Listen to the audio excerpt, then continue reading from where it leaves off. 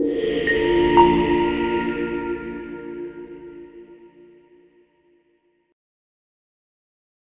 everyone, and welcome back for another deep dive. Today, we're going to be diving into a pretty interesting announcement. Yeah, that involves nuclear energy and what it could mean for the future of energy here in New York State. You're going to get a sneak peek at this partnership that could, I think, really shake things up in the clean energy world. Oh, yeah. It's definitely a development worth watching, especially these days with, the demand for reliable and sustainable energy solutions just keeps going up and up. Okay, so let's break this down a little bit. So we've got two companies at the heart of this whole thing, right? Yeah. Digihost Technology and NANO Nuclear Energy. Now, Digihost, they're the ones behind those massive data centers, like, the backbone of the internet. And then you've got NANO Nuclear, and they're all about developing these cutting-edge, portable, clean energy solutions. And the interesting thing is they've actually joined forces, right, to respond to it was a request for information, an RFI. Yeah. And it came from the New York State Energy Research and Development Authority. All right, sure. And yeah, exactly. And basically they're looking for, innovative ways to increase the use of renewables and really push the boundaries of nuclear technology here in the state. Makes sense. And that's where this partnership starts to get even more interesting, right? Yeah. So Digihost and NANO Nuclear, they've gone ahead and signed a Memorandum of Understanding, an MOU, which basically says they're committed to this idea of transitioning Digihost's 60-megawatt power plant in upstate New York. They want to make it carbon-free. That's a pretty big deal, right? Oh, absolutely. I mean, a 60-megawatt power plant going completely carbon-free, that's a major step, especially for a state like New York with, their goals to reduce their carbon footprint are quite ambitious.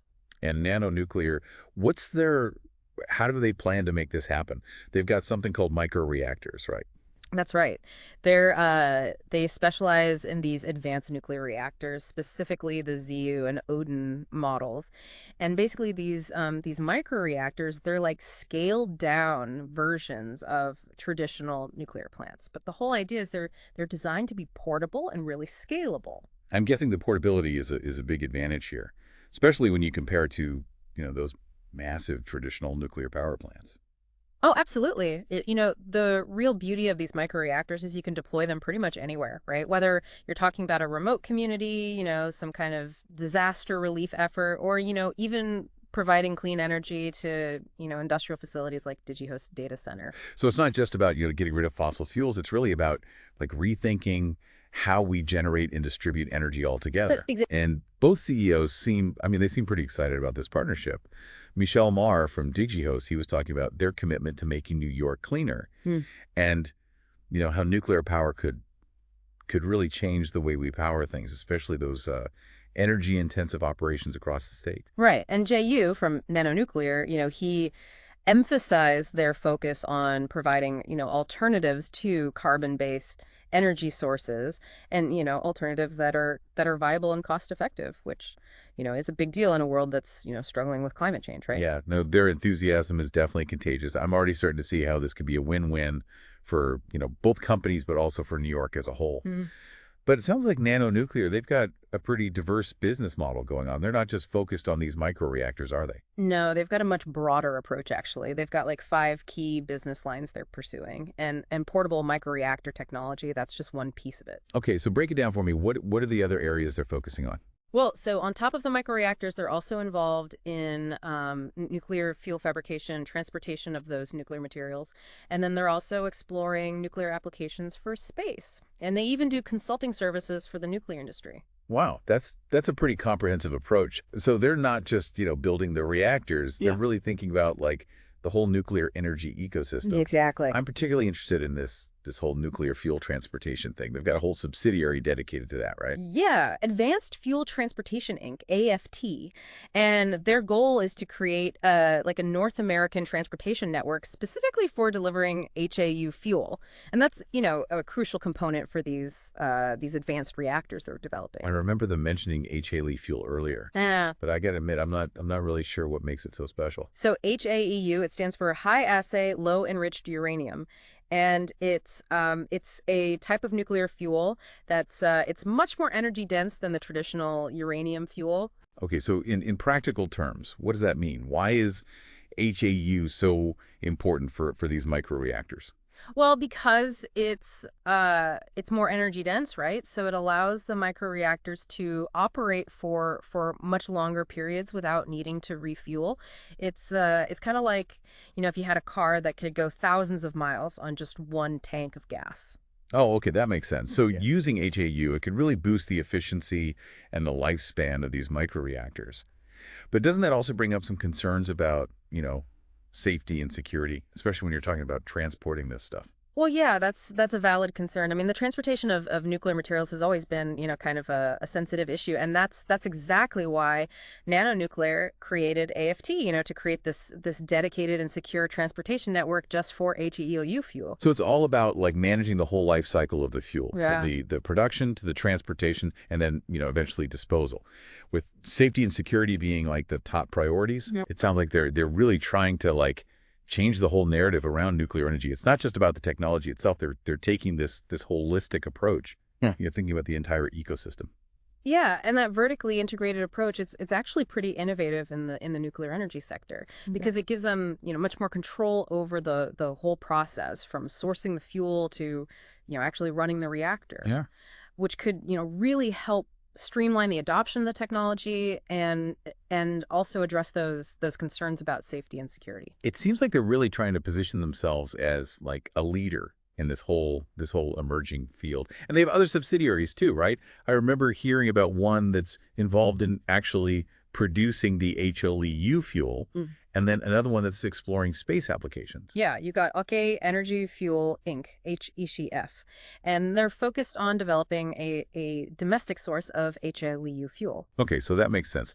Relying on domestic sources, especially for such a critical fuel, I mean, it would definitely reduce, our dependence on those foreign suppliers. Right. And what about the space subsidiary? What are they up to? So NANO Nuclear Space Inc., NNS, they're looking into using microreactors in space. And that could be anything from, powering space stations and lunar bases to, even providing propulsion for those deep space missions. That's incredible. I mean, using microreactors to power spacecraft. That's mind-blowing. It sounds like we're talking about a whole revolution in space exploration. Yeah, it's definitely a fascinating area with a ton of potential. Okay, so we've covered a lot of ground here, from the nitty-gritty of this New York partnership to this whole HALU fuel thing, and even like touched on this mind-blowing idea of nuclear energy in space.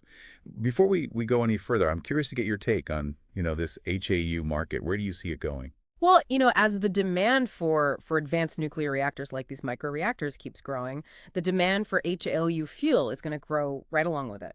So HEF, with their goal of domestic HALU production, I mean, they're basically getting ready to meet this growing demand, right? And establishing that secure supply chain. Exactly. They're not just developing the technology, they're really thinking ahead, anticipating the needs of the industry and, taking steps to make sure there's a reliable and sustainable supply of this crucial fuel.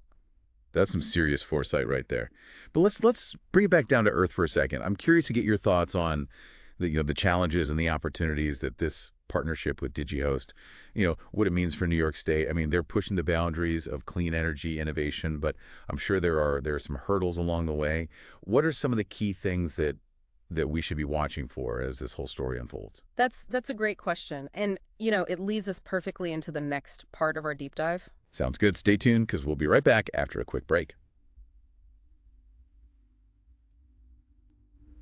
We're back, and before the break, we were talking about NANO Nuclear's plans and what this partnership with Digihost could really mean. It's exciting stuff, but I'm also kind of curious about the the nuts and bolts of it all. Like, what does this actually mean for New York State? I mean, they've set some pretty ambitious clean energy goals, right? Oh, they have, yeah. New York's aiming for a zero-emission grid by 2040, and that's a huge undertaking. It means we have to totally change how we generate, distribute, and even consume energy. Yeah, it's a goal that really makes you think about all the different pieces that have to come together to make it work.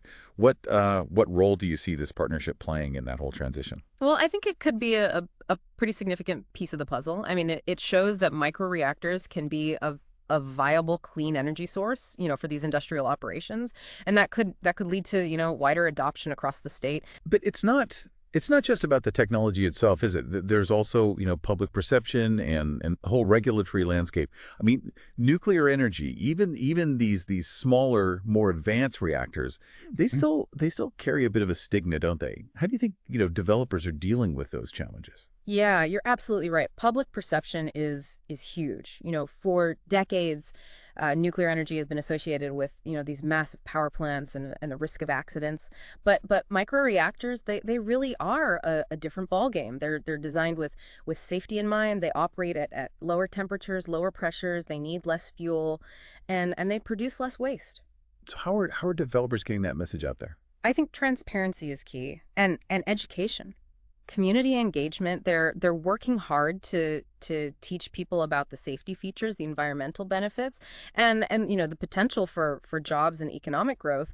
It sounds like building trust is really important. People need to understand how these microreactors are different from, the nuclear power plants of the past, why they're considered safe and sustainable.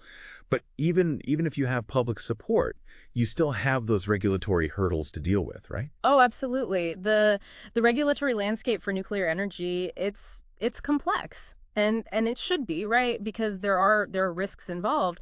But agencies like the Nuclear Regulatory Commission, the NRC, they're working on developing regulatory frameworks that make sense for these new reactor designs. So it's about like finding that balance between making sure things are safe and encouraging innovation. Right, exactly. It's a delicate process. But the NRC, they see the potential of microreactors, and they want to create a regulatory environment that encourages innovation while, still maintaining those high safety standards. They're trying to streamline the licensing process, make it more efficient, make it more predictable for the developers. That makes sense. It sounds like it's a team effort. Yeah. Developers, regulators, the public, everyone has to work together to make this technology successful. But beyond the regulations and all that, what about the economic impact? Well, from an economic standpoint, this whole shift to clean energy, it's a big opportunity for New York. I mean, Yeah. developing and manufacturing and building and operating these microreactors, that's going to create jobs. That's going to, boost the economy in all sorts of ways. So it's a win-win, right? New York gets cleaner energy, they reduce their dependence on fossil fuels, and they get new jobs in the process. Exactly. And don't forget about the benefits for industries like Digihost. Industries that need a lot of energy to run their operations. Microreactors give them a reliable and a cost-effective way to do that. And they can reduce their carbon footprint at the same time. It's interesting to think about how this one partnership could like have this ripple effect across the state, Yeah. Impacting different industries, different communities.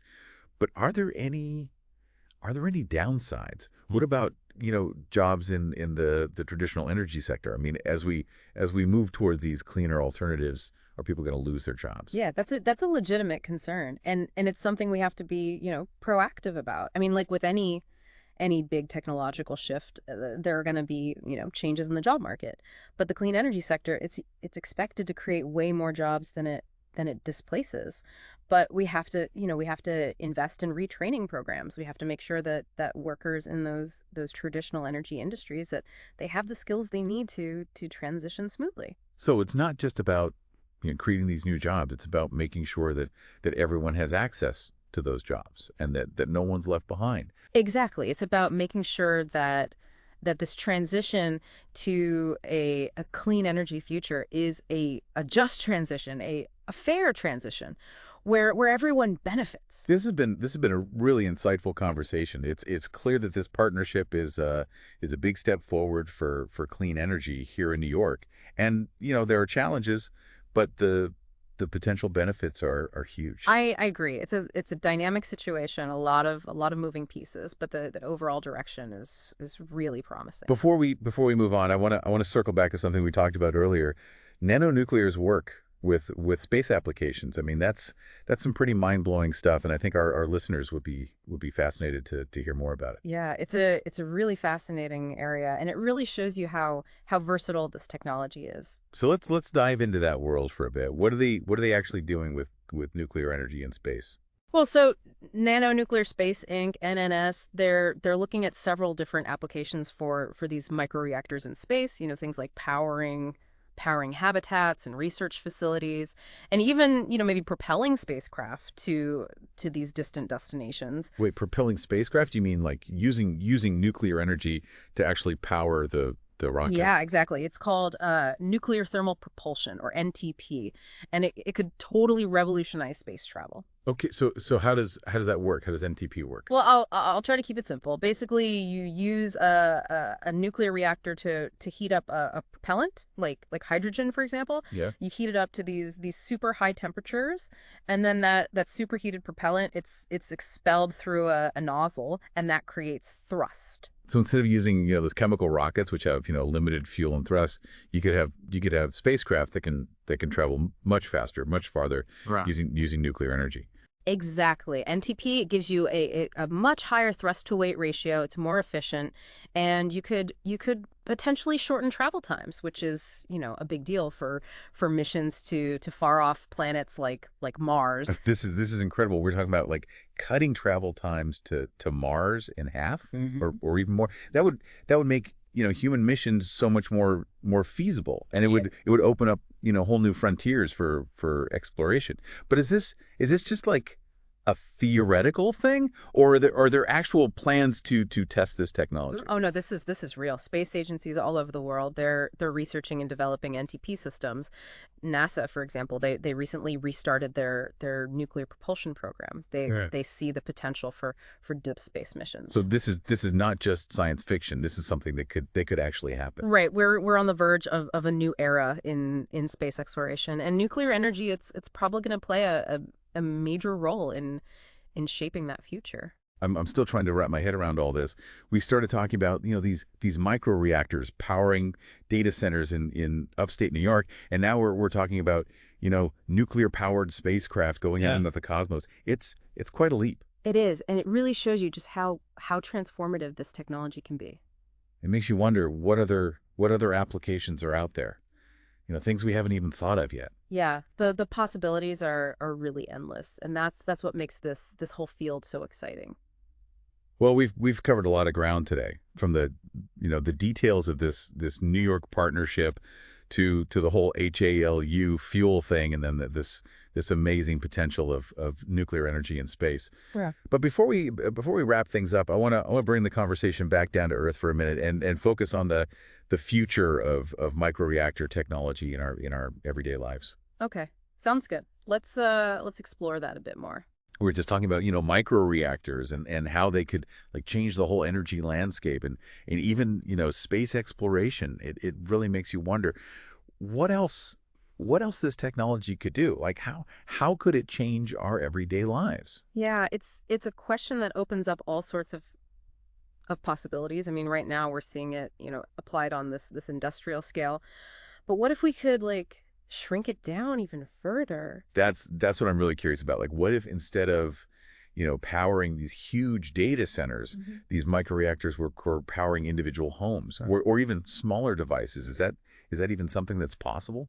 It might sound like science fiction, but the idea of microreactors powering, our homes, our businesses, even our personal devices, it's something that researchers are actually looking into. I mean, that would be revolutionary, right? Yeah. A world where we're not, tied to these massive power grids or constantly having to plug in our phones. Exactly. Imagine a world where clean energy is just there wherever you need it. It's decentralized, and it's always available. I mean, think about the convenience, but also, the sustainability of it all. Okay, but let's be realistic for a second.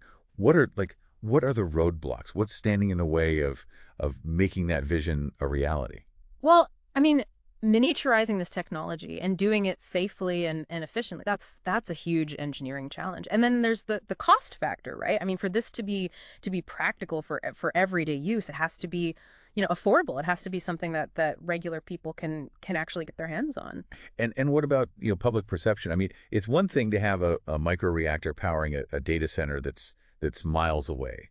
It's another thing entirely to have one, in your basement or in your car. Yeah, that's a really good point. Public acceptance would be absolutely essential for this to really take off. People need to feel good about it. They need to be comfortable with the idea of having nuclear energy as part of their daily lives. So it sounds like we need like a few things to happen. We need the technology to advance. We need it to be, economically feasible, and we need to educate people. We need to get them on board. Exactly. It's a multifaceted challenge, and it's going to take, collaboration from everyone, researchers, policymakers, people who can communicate with the public and get them excited about this. But if we can pull it off, I mean, the payoff could be incredible. Oh, absolutely. Imagine a world where we're not, relying on fossil fuels anymore, where our energy comes from clean sources, Okay. safe sources, and it's generated locally. That's a future worth fighting for. But it's important to remember that this future, it's not just going to happen, right? Yeah. Depends on the decisions that we make right now. I couldn't agree more. If we want a sustainable energy future, we have to make, smart choices. We have to invest in the right things, and we have to be committed to innovation. This has been an amazing deep dive. I mean, we've gone from talking about this very specific partnership in New York to the broader picture of HLU fuel and even this incredible potential of nuclear energy in space. Yeah, it's been a really fascinating journey exploring this technology that could truly change the world. It really could. And before we go, I want to give our listeners something to think But about. what's the takeaway? Well, this journey, it doesn't end here. I mean, Yeah. we've only just begun to understand what microreactor technology can do. So stay curious, stay informed, and be part of this conversation about the future of energy. Because the choices that we make today, those are the choices that are going to shape, the world that we leave for the next generation. That's a great message to end on. Thanks for joining us for this deep dive into the world of nuclear energy. Until next time, keep exploring. See you next time.